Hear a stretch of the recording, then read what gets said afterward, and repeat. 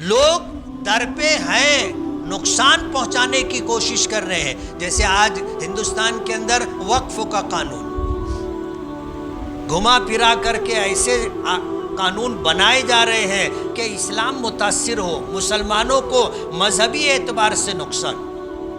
جمعیت علماء کی طرف سے، مسلم پرسنل لا بورڈ کی طرف سے اعلان ہے کہ اوقاف کا رجسٹریشن آپ کرواؤ امید پورٹل پر. جمعیت علماء نے اعلان کیا ہے کہ یہ لڑائی جاری رہے گی.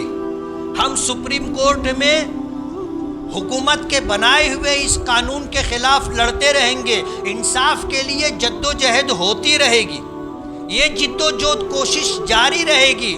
لیکن 5 دسمبر رجسٹریشن کی آخری تاریخ ہے. تمام اوقاف، مسجد ہو، مدرسہ ہو، درگاہ ہو، مسافر خانہ ہو، اور بھی جو اس سے متعلق جائیدادیں ہیں ان کا رجسٹریشن کرانا ضروری ہے.